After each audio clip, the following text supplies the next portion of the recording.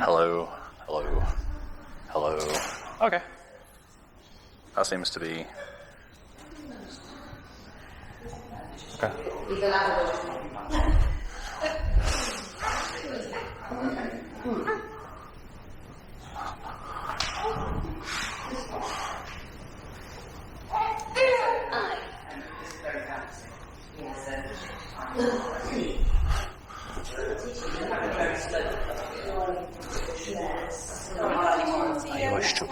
You're a stupid puppy. Well, I think You're a I'm stupid literally about puppy.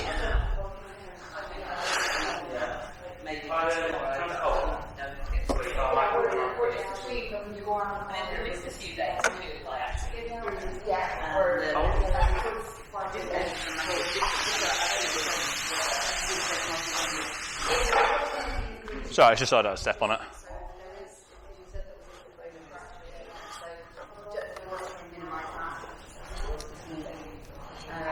Plus, the more comfortable we feel speaking, the normal.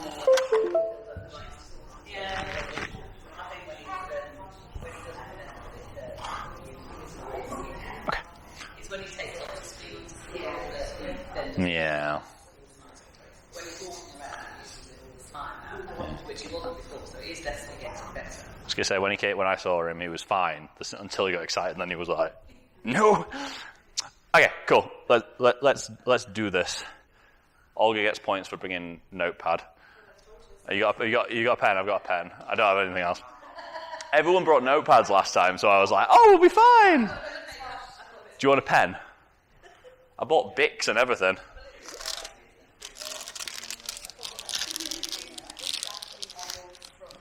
I can't open them because I've got a thing in my hand. They're not sweets. It's okay because ironically I'm videoing it also, it should be fine. And with this fancy radio mic, hopefully if I've done it right, it should sound quite good. Or it'll sound fucking horrible. We don't know. Oh yeah, sure. Okay. Let's do this before babies cry and dogs get bored. So, this is something that I did with Leanne, and then it sort of reminded me that I could do this. It's kind of crazy. But it's something I've done previously with performance athletes from Wales, and I've done with powerlifters, and we did it with Ryan when he was a strongman. It's mainly about setting better goals for fitness, not necessarily fat loss, in a smarter way.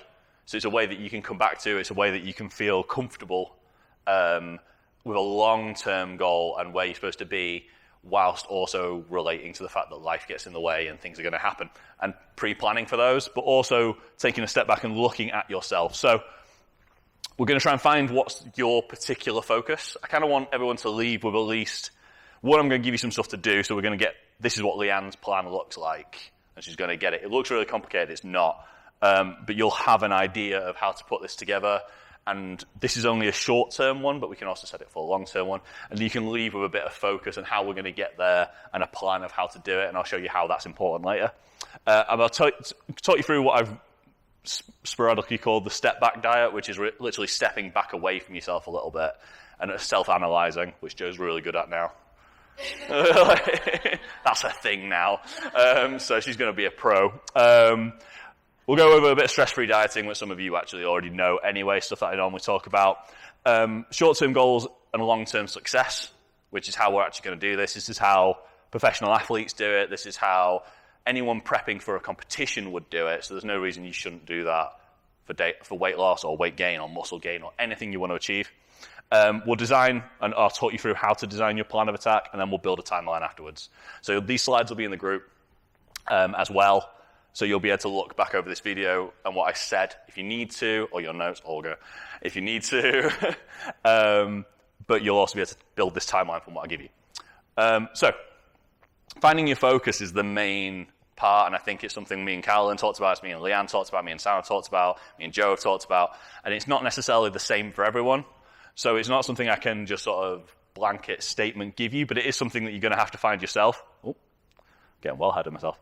So it's two little questions you need to really ask of like, what do you need right now? So Do you need weight loss? Do you need muscle gain? Do you need your clothes to fit? So when I've had people that are getting married, they need their dress to fit, or we're going to a party, we need that to fit. Or just in general, I don't want to buy any more fucking clothes, so I need my clothes to fit. Do I have surrounding health issues that I need to deal with? Chris Billington is doing the online course at the moment. He's just been diagnosed with type 2 diabetes. So he needs to lose weight. Like, he's always wanted to lose weight. He's always worked on trying to get fitter, but the health issues surrounding that, that's a marker that you have to kind of take on board and go, okay, well, this is a need now rather than a would like. And then self-confidence, which is something Erin found, which is something Isabel and Alice found. In fact, what a lot of people have found is like that self-confidence we get from the gym can translate over, but sometimes what we're doing hasn't quite got you there. But that's just something to bear in mind as well. It's just a side point. So then from there, we need to analyze what we're doing there.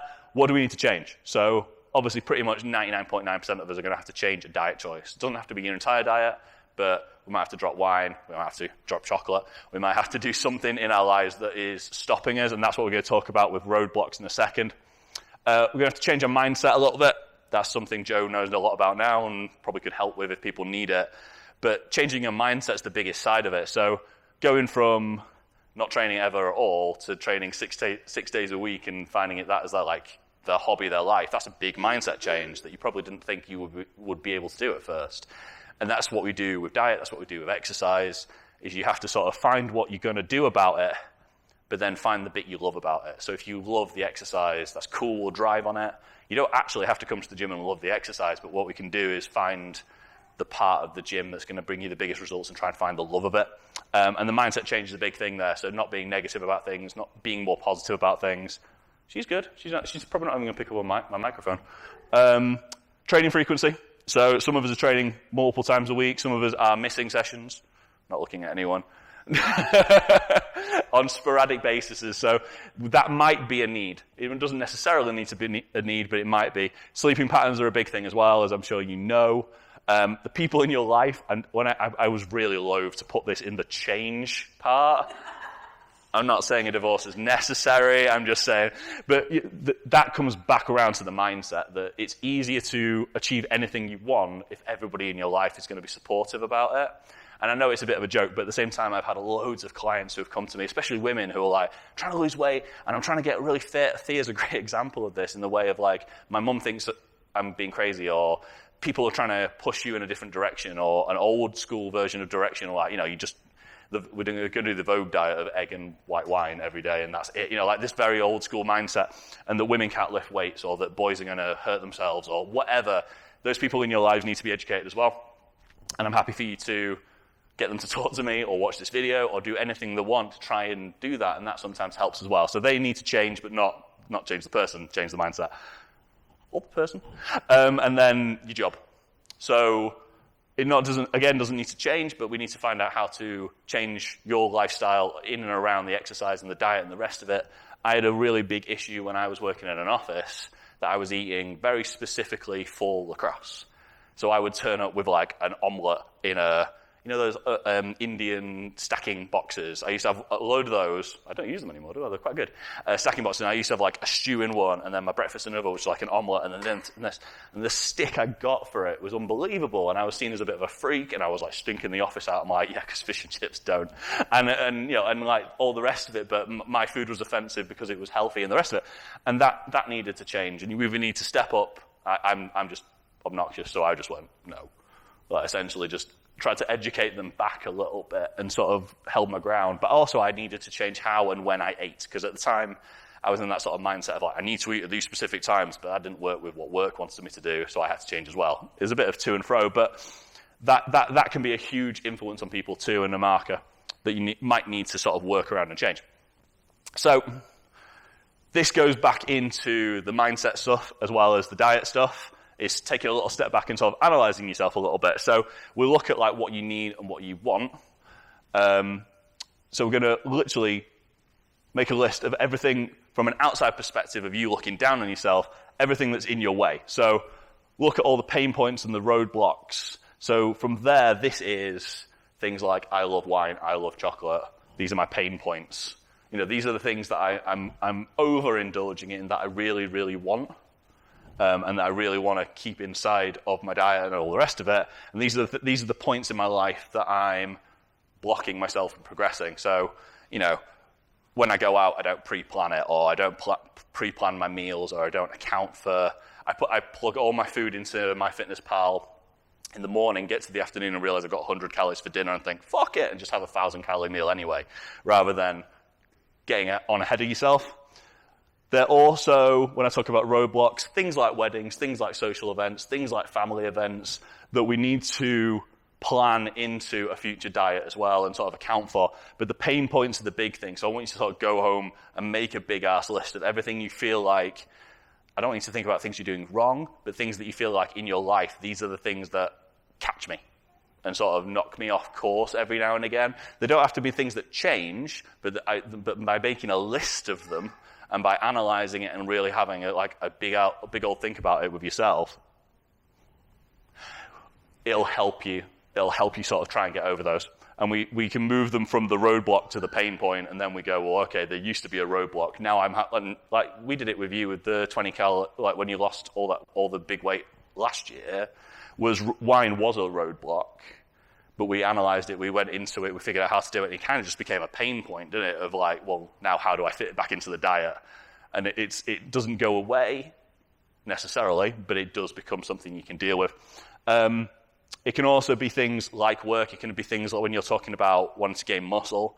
That can be a pain point and a bit of a roadblock of like, I'm only so old and I can only put on so much muscle every year. But that's something I need to sort of assess and go, okay, I'll ask Jay or I'll find out how much muscle is actually physically possible. Because if you think I'm going to be Arnold in a year, that's a roadblock, because you'll get to a point halfway through the year and go, well, it's not going to happen in the next 2 months, so why bother? So that's something to look at too. From there, we can literally go to milestones, and then we plug in, and this is the short-term stuff, but this is things along the road. But we can build those, and we can use those. So that's weddings, events, all the social plans, but also I'm going to put on 5 pounds of muscle this year, I'm going to lose 10 kilograms this year, and we'll milestone that down the road. And that's kind of those two lists will overlap a little bit, and you'll start to see which ones are the problems, which ones aren't. When we go into this diet, whatever your plan is and whatever you're going to do, I want us to literally start from scratch. So forget everything you've previously done. Try and build a brand new diet from what your mind is telling you rather than what you're casually doing. So what I tend to do, what we did with Leanne, is I made 5 or 6, we told her to list out 5 or 6 things she definitely has to have in a diet. So red wine, chocolate, whatever, and plan those in first, and give you the chance to start to put that in throughout the week as your first thing to do. Then build all the healthy stuff around the outside of it, because then you're not going to miss out. So it's like, well, we go out every Friday, and we go out with a couple of beers, we have a meal, and this and that. It's like, cool, plug it in first. Do Saturday or Monday. Then you can't lose, because it's already there. And then for the rest of the week, you've got that week load of calories that you can just build around and go around. You're never going to miss out. You can just go out on, we can just go out on, you can go out on Friday or Saturday or whatever you're going to do and never have to worry about it. Because you're like, well, I've planned 1,000 calories for this meal. I'm probably only going to eat 800. And then I can have a bit more on Saturday and I'll still be under my calorie deficit. But try and do that for not just the week, but for your entire life. Like, these are the things I'm going to build into my life every single time. So obviously the first step is to weigh yourself, and we set out a BMR, including your exercise level. So it's super easy to do. There's a big ass formula that's super complicated that I put into the nutrition plan that's in the group, which you can do if you want, but if you really don't like math like me, as a lady, it's just body weight times 22 in kilograms, and then estimated exercise level can be anywhere from about 1.1 to 1.4 or 1.5 if you're doing tons and tons and tons. What I would suggest you do is do that formula. So body weight times 22, then times that number by 1.1, see what it comes out as, 1.2, see what it comes out as, and find the one that works for you. If you do it for a couple of weeks and you still find you're not losing weight, you've overestimated your body weight, or the deficit's not big enough anyway, because this is your BMR, remember, so this is your maintenance. So that number should just give you your maintenance, like I eat this and I remain the same. But it's a good number, and just pick the number that makes you feel good. Some of them are really high, and you'll be like, okay, cool. I'm just going to eat 100 calories less than that and see what happens. And we can do that and slowly build down. And then work out your macros.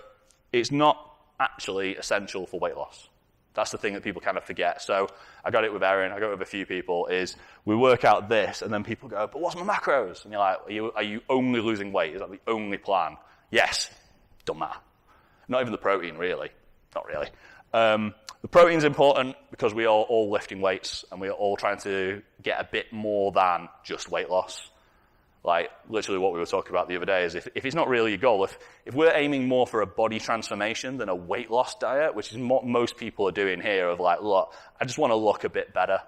That's that body transformation. I want to slim down a little bit, but still kind of keep the muscle and kind of look good and feel athletic. That's more of a body transformation diet. We're not into a huge calorie deficit. We're slowly losing weight as we go through, and we kind of want a high protein intake, and we want the fun added in. So when we look at the fun aspect of body transformation is set the calories, and then set the macros to kind of what fits your life. As long as if you're lifting loads and loads of weight and you're lifting anywhere from like 1.4 to 2.2 per kilogram of protein, so that's 2.2 grams of protein per kilogram of body weight, at the very, very highest, I think, for most of us. If you're doing that, the fats and the carbs, just class them as energy. Chuck them out the window. Don't really worry about it. They're completely interchangeable, and just kind of give yourself that flexibility to do it. For weight loss, it's not that important until we get into like the bodybuilder levels of complicated shit that we need to get on. And that's more knowing your body than anything else. I can't really tell you that off the bat. That's the easiest first step of anything. We've done it before. It's not that hard. This is what I was saying about 5, 6 favorite things to eat or drink, and put them into your diet first. And then set up MyFitnessPal.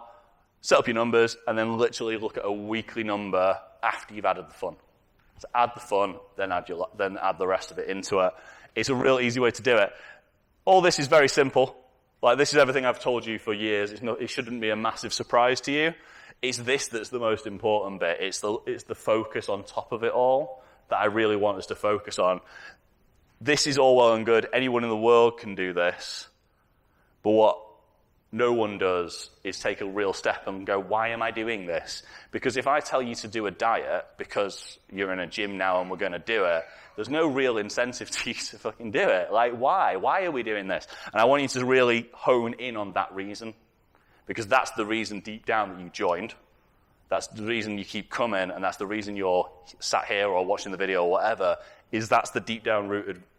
And it might not be a simple question. It might also not be a very grandiose answer. It might be real basic.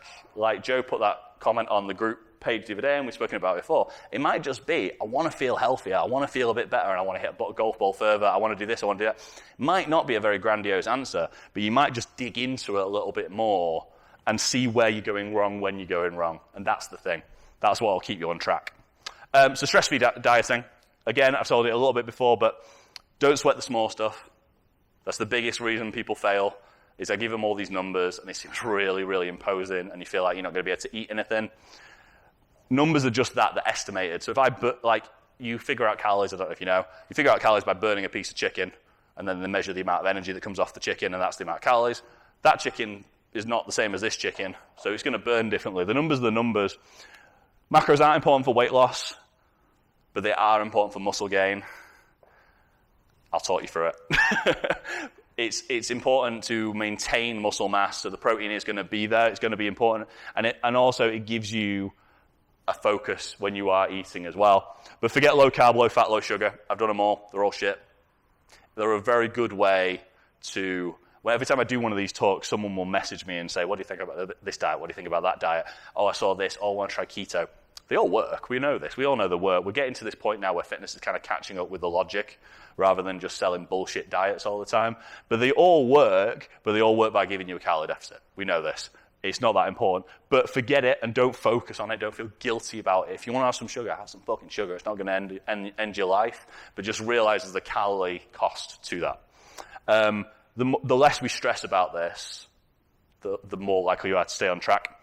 Plan your last meal first, and that goes to the extent of what I was saying. Plan your last meal of the week first, almost, the big meal of the week, so you're never starving. Give yourself 10% both ways. So that counts for macros, that counts for calories, that counts for guilt. Give yourself 10% leeway both ways. If you've got 1,000 calories, say, a day, and you hit 10% over that, you're probably still going to lose weight because we're in a deficit, and the calories aren't going to be bang on. You may have exercised, you may have had a more active day today or earlier in the week, and it probably will balance out. Just don't do it every day. Think low calorie, high volume. Some of the stuff you can do is amazing. Like, I love popcorn when it comes to diets. Like, sweet popcorn from Aldi's, like 120 calories. It's a massive bag, and you feel like you've really cheated your way through the system. Try and find those low calorie, like lentils are great, stuff like that. Like, there's loads and loads of volume that can taste good for not many calories. And then gamify everything. I'm going to put a post out about this as well. But I've always done it, but when we started doing that Ring Fit thing, it was even worse, because then I was fucking leveling up.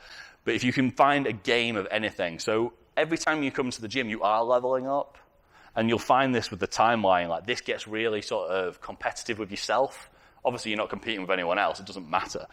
But if you can see yourself on a pathway, and you can see yourself getting close to that pathway, to that goal at the end, then you are slowly gamifying it. We do it already. All these numbers are just a game. That's just you leveling up, really. Like, that's you adding experience points. I'm really going off a tangent. But we're already gamifying it. Like, me putting the Wilks score on, and Sam, Leanne, and Dean, and everyone else going, ooh. Like, I'm not doing it with everyone yet, but this is a strength to weight ratio. So as you lose weight, if your weight you're lifting can still stay high, as your weight drops, and the Wilks score still stays high, you realize you're kind of making progress even though you're losing weight. Your weights are dropping a little bit, but your Wilks score's high, so your strength to weight ratio is up there. So you can find some positives. And that's what gamifying is. The reason why video games can get kind of addictive is no matter what you do, even the failure gives you something positive. And that's what we need to realize with this, is life is a game anyway. We know this from work, but if we drop off this timeline and then find a point where we can drop back on, and we reweigh ourselves maybe somewhere down the line and realize it wasn't all that bad. You're like, okay, cool, so I missed a couple of weeks, but deep down, I'm not that far away from keeping going. I've just restarted the level. But gamify everything. Try and find the fun in it. Try and find a bit of a game. And I hope, I'm not going to go all the way back, but I hope from finding all these pain points and milestones and things you want to achieve down the line, we can try and find the end point to that level a little bit more. I did this for like the whole, Alex will know this. It's like the sort of derpy, don't work. Like, reason why diets don't work is that everyone lies to themselves, to me.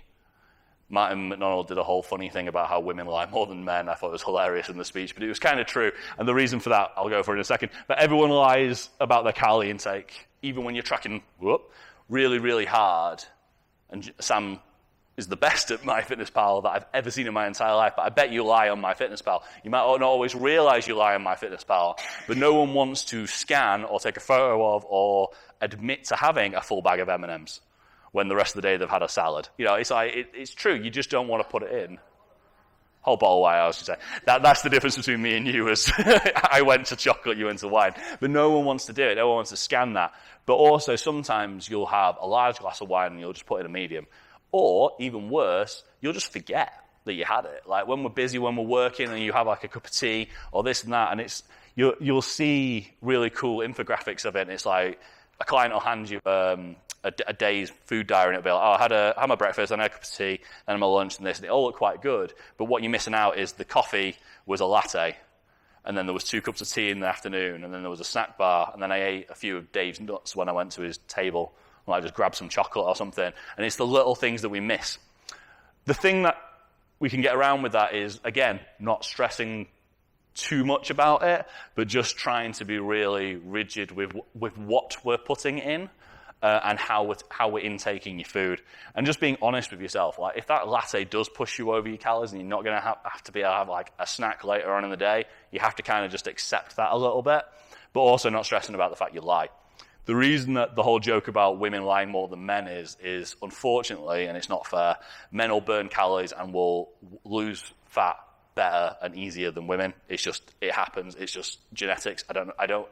It's metabolism and all the rest of it. But the problem with that is, if me and Ginny did a diet and we had a coach and we're sort of talking it through, and I lost a little bit of weight, she lost a little bit of weight, but I lost more, but Ginny knew for a fact that I was eating chocolate on the sly, but I'd still lost weight, and then Ginny had a chocolate bar, she would lie about eating the chocolate bar flat out, because I'm being generalised, but because it's like, well, I'm not going to admit to eating the chocolate bar because then that's the reason I didn't do as well as him. But I'm now angry because he ate the chocolate bar, and it's because you guys have got it harder and rougher. It just comes to the fact that you're less likely to put it in, and that's just a matter of fact. It was funnier when he did it. So, but anyway, it doesn't matter. The point is, just be real rigid about when you put it in, how you scan in stuff, and the little things are the things that are going to catch you out. 99% of the time, all the food you cook, that was hard to say, all the food you cook, it went in a completely different direction. All the food you cook is probably cracking. And that's the thing that really frustrates clients when I call them out on it. Is I go, well, you can't because if you're eating them that many calories, you must be losing weight. Well, I'm cooking really well and I'm eating and it's all good. I can't then call you out because I don't know the little things that you missed out scanning or the things you didn't tell yourself and me that you were eating. And that's the thing I've found when I've failed to lose weight on certain diets is, oh yeah, hey, well, I did eat that. I did have that Fanta and then I did have this and that. And that's just the matter of fact thing. So just be careful with it, that's all. That's a long sentence. Okay, cool, yeah. So this goes back to milestones, this goes to goal setting, but we all have very high expectations of what we can achieve because we all know what we can achieve and we all believe in ourselves deep down. You're going to set a long-term and short-term goal that in your head feels realistic that is not going to be realistic. Every time I go on a diet, I think in 2 weeks' time I'm going to have a six-pack, I'm going to look fucking boss, I'm going to like rip my shirt off and go, check it out, and then 2 weeks later I'll look in the mirror and go, fat bastard. Like, you've achieved nothing, and all you've eaten is sand. And it's like one of those moments of, even in that 20-week process where you can be really rigid, you will look good, but you're not going to look as good as a fitness model on Instagram who's got steroids and water loss and the right lighting and all the rest of it in Photoshop. And that's the problem with that sort of thing. Your expectations are always going to be higher than your metabolism. So try and rein yourself back a little bit. But at the same time, set your sights on long-term big goals because they're the ones we can actually achieve. It's the short-term goals that mess us up. The short-term goals that we think are long-term goals. So we think in that short-term period we're going to get a long-term product. That's mainly the problem that I find as a trainer is I'll say to people, like, oh yeah, we'll do this. This is 6 weeks is like a really good time to achieve something. And they'll go, yeah, cool, because I'll know everything by then, so I'll just go to a commercial gym and we'll be grand. I'm like, cool, God, I trained for 15 years. Like, it's like, you're going to learn it in 6. We have very high expectations of what we can do. Just rein them back a little bit. And then, yeah, this is just to make me feel good. You're always going to try and shift blame somewhere else. Sometimes it's me, sometimes it's your spouse, sometimes it could be anything. It could be the dog. He's so cute. But we're going to try and shift blame to something else. That's why the whole step back process is here. Is to sort of stop you doing that because it's probably the most destructive of them all because we'll go, oh, well, I had to go to that person's birthday party and then my husband keeps buying chocolate, and then this and then that, and it's just not fair. At the end of the day, no one's force-feeding you anything. No one's telling you to order wine. No one's telling you to do this. No one's stopping you going to the gym. There might be, but you know what I mean. Most of the time, it's your fault. And you have to rein that in a little bit. And I'm the worst for this, is I love to find a reason that I'm not succeeding. But that's the biggest reason, really. I find that diets fail is we go, oh, well, I just don't have the time to get to the gym. But I do have time to sit and watch Netflix for 3 hours. And it's like, we all have it, really. Cool. We know about this. I've talked about this a lot. Let's not ditch the scales too much. We're going to do it more intelligently. A few of you have already been told about it. Leanne is already doing it. And it's a far more logical way to weigh yourself. I'll go through it quickly because we have done it before. But once a day weighing is very common. It's very obsessive. It almost becomes an obsessive-compulsive habit. But you also have a good day, bad day syndrome. So some days you come in, you weigh yourself, feel amazing. Next day you're going to weigh yourself. You're heavier than you were yesterday and you feel like shit, even though you have eaten clean, you've gone to the gym and all the rest of it. The problem with that is men and women, worse for women, sorry again, this is going to be one of those talks, but hormones and fluctuations and just body shape and habits and all the rest of it means that you're going to have a worse time on the good day, bad day system. Water intake's a bad thing, sleep patterns, heat, heavy training sessions for people that train sporadically and every day are going to have real big water fluctuations based on like muscle damage and the rest of it. That combined with the fact that you just may be having a bad day and it's just you've weighed yourself at a bad time or you've weighed yourself this and that, you can go 8 to 8 pounds either side of your average in a day. We've done it. There's a video somewhere. I might do it again at some point where I weighed myself in the morning and I think it was 12. I put on 12 pounds and then lost 8 over the course of the day. It was crazy. So I had a heavy training session, weighed myself every hour, and I think on the third hour I was like 12 over because I was drinking lots of water, but also I just intaked that much. Didn't feel any different, didn't even look that different, I don't think.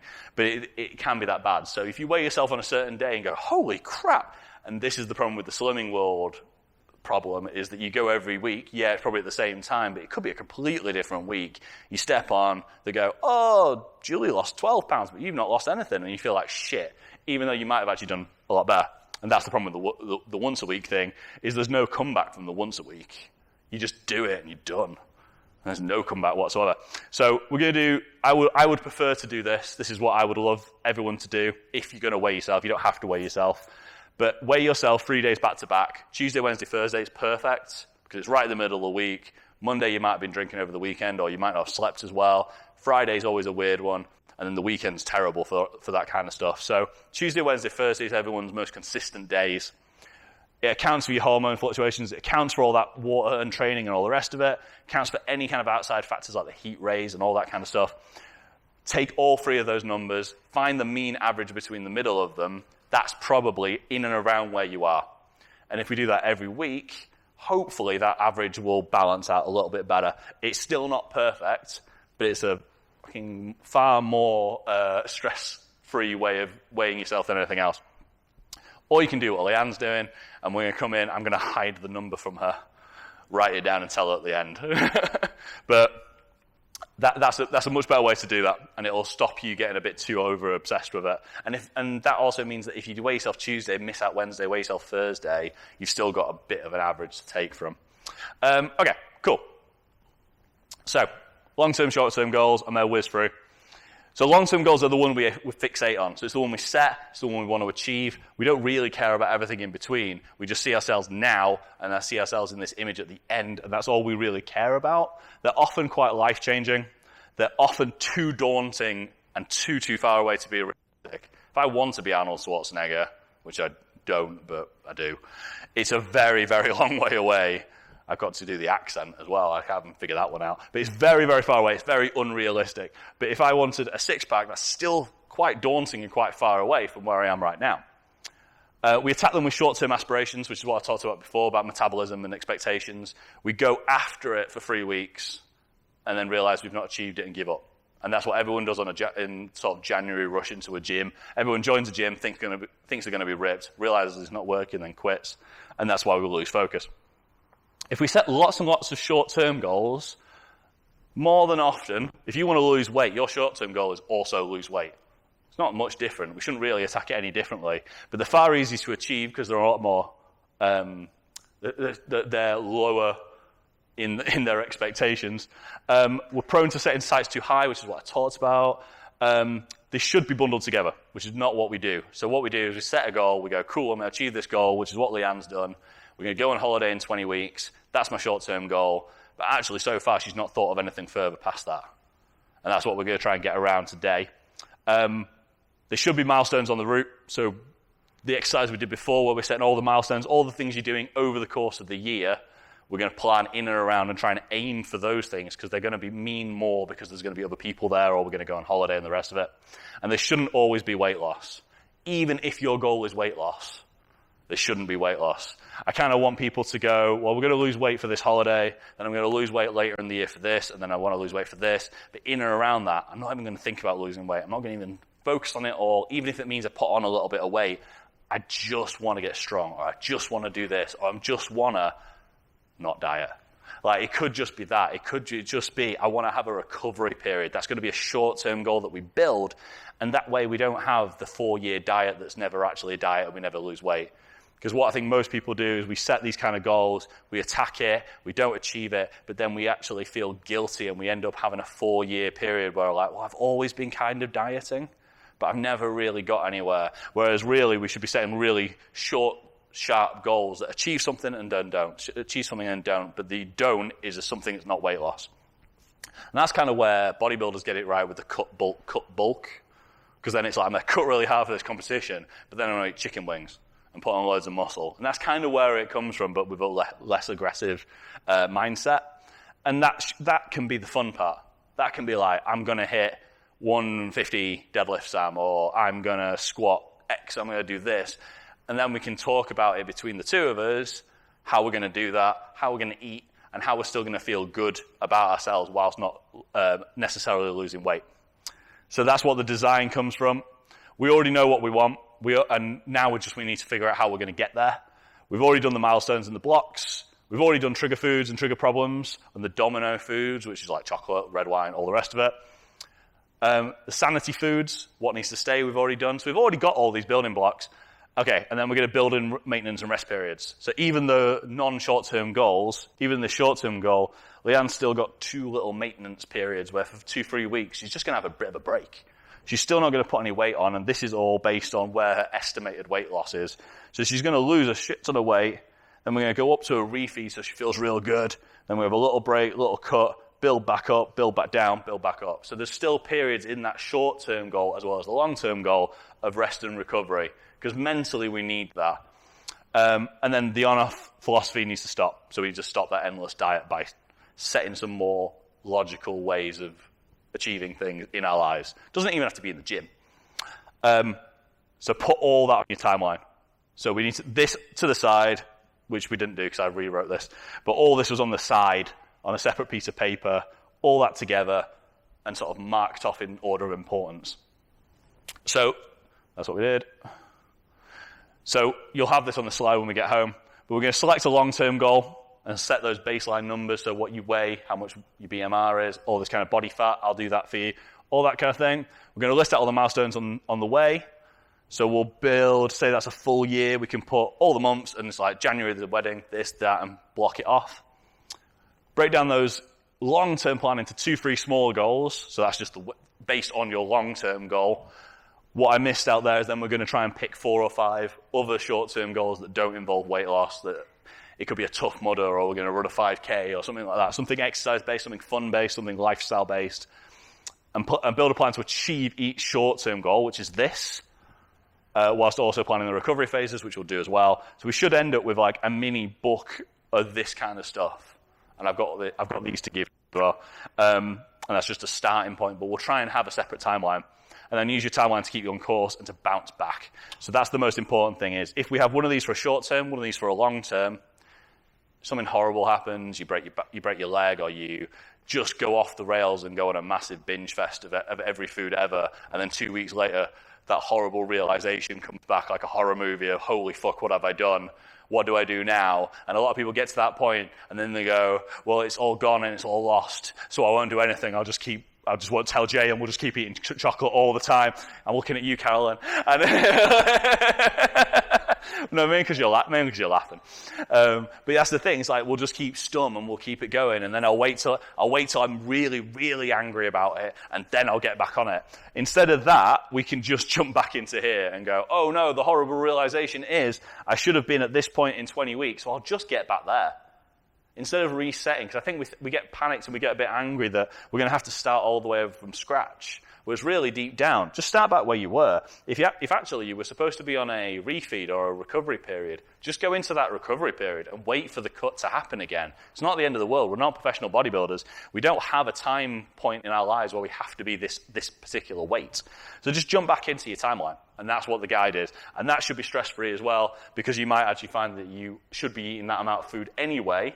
Like if you weighed it all up, you should have been on that amount of food anyway. It's not the end of the world. Who cares? I'll put that back on there again. Okay. So real easy. Last few slides.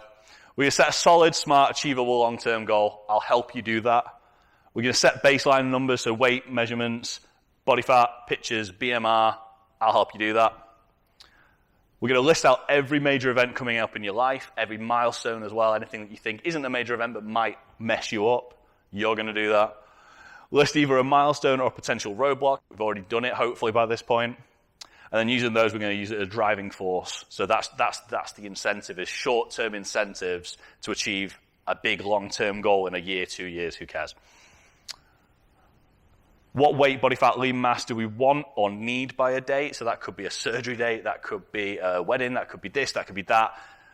And we're going to install tactics to achieve targets, set calories and macro targets on the pathway. So by tactics, I mean I'm going to try and fool you into thinking it's a good idea to eat celery. So we'll talk about how we're going to get there, and that'll be based on your life. So I'll have a talk about that with you as well before we put it on the board as well, about how we're actually going to achieve it, and that's the big point. Planning the rest recovery, and then repeat each short-term goal as and when we need it. Hopefully, if we do this right, you should have a plan that you, if like, say you leave and you go, and in 2-3 years' time, you're just in a gym by yourself working out, you can at least look back on this and go, because I do this with my training. So if I want to get back to my strongest I've ever been, I wouldn't go look for a new program. I'd go back through my old workout diaries and go, this is what got me there. So I'm going to get to a fitness point where I'm back up to this stage, and then I'm going to start this program again. This should be the same way. If you do this correctly, you should have 4 or 5 different ways of achieving weight loss that you have done before, that you are comfortable with, and that you feel like, well, I know this works because it worked for me. And that's what I want you to get to, is where we get 5 or 6 different ways of doing stuff, or how to get strong, or how am I going to eat to get stronger. And that repeat part is the most important part, because if we get this right, we can do it forever. And we can do it forever with confidence as well. Put the phases together, create the long-term plan, and install longer maintenance periods while stepping back from dieting. And when I say longer maintenance periods, I am really talking for like 12 to 36 weeks, which can be quite long. But if we can do that like with confidence that we're going to eat the same kind of food, not really put on weight, not really lose weight, you'll have that fat burn turnover where if we're still exercising, that's where the body transformation stuff comes in, where you had 24 weeks of not really dieting, but eating to a same level, but exercising harder, and you'll have that fat turn into muscle turnover point. And that's where actually that part starts to happen. And I've done that with a couple of lacrosse guys who have been in season, working really hard, but didn't want to feel like they'd lost a lot of energy. And they all ended up a lot leaner than they were, but eating the same amount of eating the same amount they were, and just exercising a little bit harder. And it's a very, very long-term goal and aspiration, is that body transformation side when you are eating at maintenance. But for us, we can use that as a break. And it's quite a positive break, because we're still going to achieve things over the course. And that is it, because Sam keeps looking at a watch. But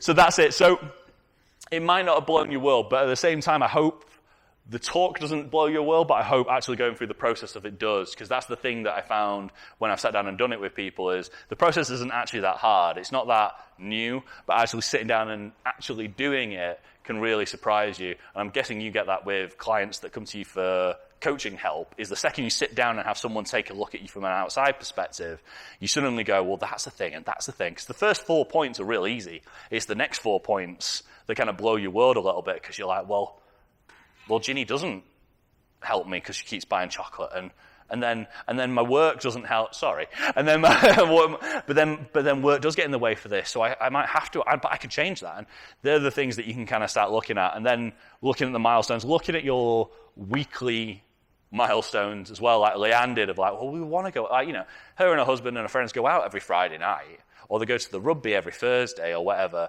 And they're the points that kind of get you. But if you realize you've got them and you've already planned for them, you just go, cool, we're going out. Don't even think about it. Just get ready and go, because you've already planned for that thing happening, and you don't have to worry about the diet going wrong. So this section, and why I put it on the board, I should have probably listed more, but I couldn't be bothered. Because I didn't want to lead, but I didn't want to lead you. I didn't want to give you 4 or 5 things that I think are pain points, because then you'll focus on them, and that'll be the first 4 points that you put down, And I didn't really want that. And I was going to ask people, but then I didn't want to do that either, because I want you to be honest to yourself. I don't want you to have to shout it out because they become really generic. They have to be kind of your darkness inside. That has to, like, it does, like, get into that real, like, dark little gremlin that just buy the chocolate. Like, that's the thing. And find out how to get rid of those, or how to work around them. That's the best thing. Don't go away thinking you can't do anything. Go away thinking I can get around any of these points, and that's the better way to look at it. And that's it, really. Everything I'm going to do, I'm going to put this video out. I don't know how good it is because I'm really far away from the camera and it doesn't zoom. Hopefully the sound worked. I've got one of these for everyone. So this is what I got for Leanne, and you can, if you're watching, you can have this now because I stole it for this program. But I've got this, and that's kind of like a short-term goal, and you can kind of use it for a long-term goal as well. And hopefully we can have like 5 or 6 of these, and you can build them out however you want. And the timelines can be however you want. These are normally for calories, but we can also use it for strength targets and all kinds of stuff. And you can use it to build up into as well. So what I'm hoping is, especially if it was a strength goal, but weight loss is quite cool as well, to have a tracking line of how much you weigh on top of that. So we can put separate numbers, have a separate tracking line. And then when you come back to it, you can find out that you weighed 100 kilograms here, but you weighed 90 kilograms here, but you had this much body fat, you had this much lean mass on top of that. And you'll actually be able to see how the process worked. So when you come back to it the next time, you have better expectations. The first one is always a test. The second one is the proofing. If we know what we're going to achieve, we can set better goals. So the first one is to finish and achieve a short-term goal with a long-term goal in mind. But really, the first short-term goal is really going to set your expectations for the future, and then you're going to know what you can achieve. If you can lose a stone in 12 weeks, you know you can lose a stone in 12 weeks by doing this. So I can just repeat that process. And yeah, it might not be the same result every time, but I know I can do it. And yeah, I think that's the main thing, is a bit of self-belief. Yes, Joe? What duration are you suggesting to be a short term? 12 weeks max. This is a 20-week goal because it's really specific, and it's because we sat down and did it. Like, it could be up to 24 weeks is great because that's 6 months. That's a good short-term goal, but it's quite a long short-term goal. The reason why this looks like this is because it was done for a specific purpose, but actually it could be split in half. This point here, the microphone went really weird then, I bet. This point here could be your first short-term goal. So that second refeed where we get back up to like 1,200 is just a maintenance goal from there. So this hole here is a short-term goal, I would say 12. This would probably be more long-term because you're talking like nearly half a year, aren't you, by that point? But yeah, I would say about 12 weeks. Be realistic with yourself. Think what you actually can achieve. And then if you do want to do a slightly long-term goal, just have an expectation that there has to be at some point within 24 weeks a breaking point of period. Because something's going to happen. You're going to want to have a break. If this moves up here because you have to go down south to visit family or whatever, it's cool. You just rearrange the plan and go from there and jump back in where you need to. So yeah, about 12 weeks. The long-term goal can be up to a year. But if it is that long, we need to know how we're going to get there. And I'll try and work with everyone to try and do that. If we need to sit down and have a coffee with everyone, oh no, then I'll do it. I'll be gutted. But we'll try and do it because I'd rather work with you guys to sort of set that expectation clearly and make sure it's something you actually want to work with and do, rather than me just telling you to go on a diet. It just seems a bit, it never gets there. Me just going, what you need to be on a diet never gets anyone anywhere. So you need to do this point first. Anything else? I ramble. You probably have a million questions. No? Oh, cool. Makes a change. Oh, okay. Great. Can't wait for the car ride. Cool. Okay. Right. I'll give all these out and we'll go from there. And come back to me. Maybe right on the back. So then you've got it all on the back. You can turn it over and sort of work. Come back to me next week and see what we can work with and what we can do. Okay? Cool. I have no idea how long that took. Oh, cracking. I said an hour, didn't I? Wicked. Okay, cool. Thank you very much for coming as well. 1 second.